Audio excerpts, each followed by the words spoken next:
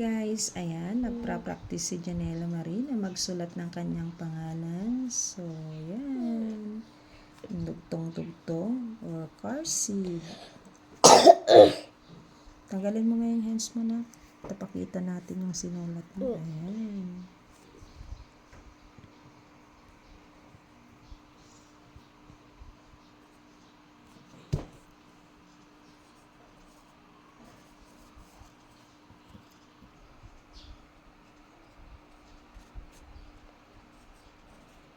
Salita kayo. Ayan po, magsusulat po siya.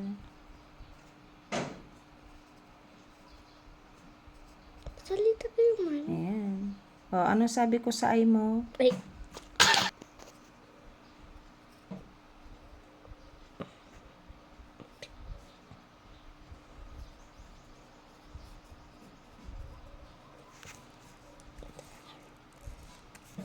Then, I also do a heart. May IC. Ayan po. Natapos na niya. Nagpa-practice po siya. Ayan.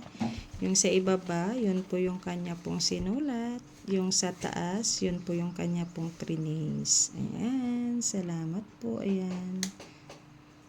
Salamat sa panonood. Ingat at God bless po sa ating lahat. Walang tuldok yung malikdim mo sa dulo, anak. Lagyan mo. Mayroon